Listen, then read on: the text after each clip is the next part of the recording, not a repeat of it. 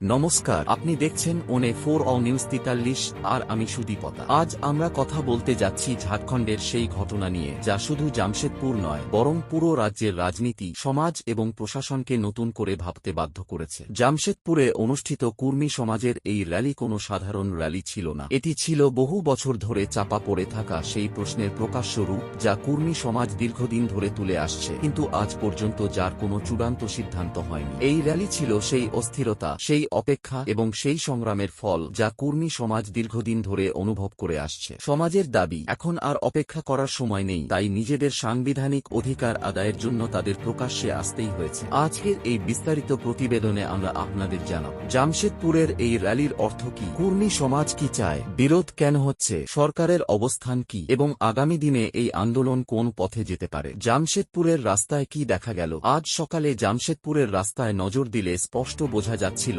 আজকের দিনটা সাধারণ নয়। শহরের বিভিন্ন প্রান্ত থেকে মানুষ সংগঠিত হয়ে র্যালি স্থলের দিকে এগিয়ে আসছিল। এই র্যালিতে শুধু যুবকরাই নয়, নারী, প্রবীণ মানুষ এবং গ্রামীণ এলাকা থেকে আসা বিপুল সংখ্যক মানুষও অংশ নিয়েছিলেন। অনেকেই ছিলেন ঐতিহ্যবাহী পোশাকে, যা পরিষ্কার করে দিচ্ছিল এই আন্দোলন শুধু রাজনৈতিক নয় বরং সাংস্কৃতিক পরিচয়ের সঙ্গেও গভীরভাবে যুক্ত। র্যালির সময় ওঠা স্লোগানগুলো জানিয়ে দিচ্ছিল কুর্মী সমাজ নিজেদের এই মাটির সঙ্গে যুক্ত বলে মনে করে এবং তাদের লড়াই শুধু সংরক্ষণ নয়, সম্মান ও পরিচয়ের লড়াইও। পুরো কর্মসূচির সময় পুলিশ ও প্রশাসনের উপস্থিতি স্পষ্ট ছিল, কারণ বিষয়টি আগেই সংবেদনশীল বলে ধরা হচ্ছিল। তবুও র্যালিটি সম্পূর্ণ শৃঙ্খলাবদ্ধ ও শান্তিপূর্ণ ছিল। কুর্মী সমাজ, ইতিহাস ও পরিচয়। এখন বোঝা জরুরি কুর্মী সমাজ কেন নিজেদের আদিবাসী বা জনজাতীয় পরিচয়ের সঙ্গে যুক্ত করে। কুর্মী সমাজের দাবি, তাদের ইতিহাস কৃষি, জঙ্গল এবং প্রাকৃতিক সম্পদের সঙ্গে ওতপ্রোতভাবে জড়িত। তাদের সামাজিক কাঠামো, পারিবারিক ব্যবস্থা এবং ঐতিহ্যবাহী জীবনধারা দীর্ঘদিন ধরে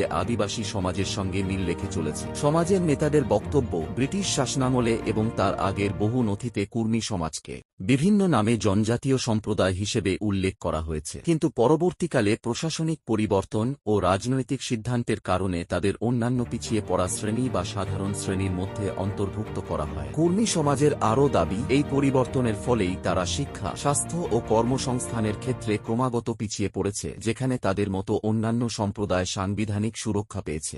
মর্যাদা কি এবং কেন গুরুত্বপূর্ণ। এখন প্রশ্ন ওঠে, মর্যাদা এত গুরুত্বপূর্ণ কেন? সংবিধান অনুযায়ী তফসিলি জনজাতির মর্যাদা সেই সব সম্প্রদায়কে দেওয়া হয় যারা সামাজিক, অর্থনৈতিক ও শিক্ষাগতভাবে পিছিয়ে রয়েছে এবং যাদের সংস্কৃতি ও জীবনধারা মূলধারা থেকে আলাদা। মর্যাদা পেলে শিক্ষা ও সরকারি চাকরিতে সংরক্ষণ, উন্নয়নমূলক প্রকল্পে অগ্রাধিকার, সাংস্কৃতিক সুরক্ষার সুবিধা পাওয়া যায়। কুর্মী সমাজের বক্তব্য, মর্যাদা পেলে তাদের ভবিষ্যৎ প্রজন্ম ভালো শিক্ষা ও কর্মসংস্থানের সুযোগ পাবে এবং সমাজ সম্মানের সঙ্গে মূলধারায় দাঁড়াতে পারবে। তবে এই প্রক্রিয়া সহজ নয়। এর জন্য রাজ্য সরকারের সুপারিশ, কেন্দ্র সরকারের অনুমোদন এবং সংসদের সম্মতি প্রয়োজন। আদিবাসী সংগঠনগুলোর বিরোধিতা ও আশঙ্কা, এই বিষয়টির আরেকটি দিকও সমান গুরুত্বপূর্ণ। ঝাড়খণ্ডের বহু আদিবাসী সংগঠন কুর্মী সমাজের মর্যাদার দাবির বিরোধিতা করেছে। তাদের দাবি, তালিকায় কোনো নতুন এবং বৃহৎ জনসংখ্যার সম্প্রদায় যুক্ত করার আগে এর সামাজিক ও অর্থনৈতিক প্রভাব গভীরভাবে মূল্যায়ন করা উচিত। তাদের আশঙ্কা, কুর্মী সমাজ মর্যাদা পেলে সীমিত সম্পদ ও সংরক্ষণের সুবিধা আরও ভাগ হয়ে যাবে, ফলে ছোট ও অত্যন্ত পিছিয়ে থাকা আদিবাসী সম্প্রদায়গুলো আরও পিছিয়ে পড়তে পারে। এই কারণে বিষয়টি আর শুধু একটি সম্প্রদায়ের দাবি নয়, বরং ঝাড়খণ্ডের সামাজিক কাঠামোর সঙ্গে যুক্ত একটি বড় প্রশ্ন হয়ে দাঁড়িয়েছে।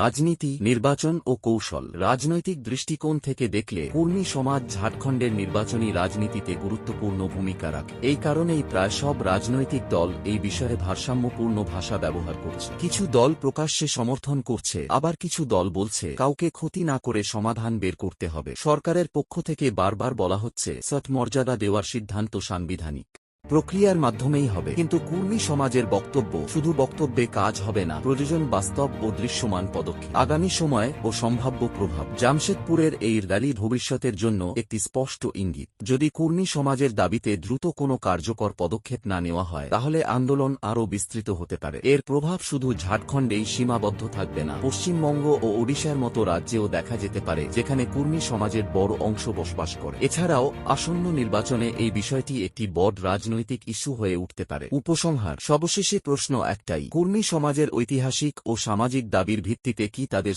মর্যাদা দেওয়া উচিত, নাকি আদিবাসী সংগঠনগুলোর আশঙ্কাকে অগ্রাধিকার দেওয়া উচিত? এই সিদ্ধান্ত সহজ নয়। এর জন্য প্রয়োজন সংলাপ, গবেষণা এবং সংবেদনশীলতা। আজ জামশেদপুরের রাস্তায় যে ভিড় দেখা গেছে তা শুধু একটি র্যালি নয়, বরং কুর্মী সমাজের বহু বছরের পরিচয় ও অধিকারের সংগ্রামের প্রতিচ্ছবি। একদিকে এটি সাংবিধানিক অধিকারের দাবি, অন্যদিকে ঝাড়খণ্ডের সামাজিক ভারসাম্য ও পারস্পরিক বোঝাপড়ার এক বড় পরীক্ষা। এখন নজর সরকার ও প্রশাসনের দিকে, তারা এই বিষয়টিকে কোন দিকে নিয়ে যায়। কুর্মী সমাজের দাবিতে কোনো বাস্তব পদক্ষেপ নেওয়া হয় কিনা, নাকি এই আন্দোলন আগামী দিনে আরও বড় আকার নেয়। এই পুরো বিষয়ে আপনার মত কি? আপনি কি মনে করেন কুর্মী সমাজের মর্যাদা পাওয়া উচিত, নাকি বিদ্যমান আদিবাসী সম্প্রদায়ের আশঙ্কাকে অগ্রাধিকার দেওয়া উচিত? কমেন্টে আপনার মতামত অবশ্যই জানান। এমনই সমাজ ও রাজনীতির সঙ্গে যুক্ত, মাটির কাছাকাছি সত্য ও বিস্তারিত খবরের জন্য আমাদের চ্যানেল সাবস্ক্রাইব করুন, ভিডিওটি লাইক করুন এবং বেশি করে শেয়ার করুন। আমি সুদীপতা, আপনি দেখছিলেন ওনে 4 নিউজ 43।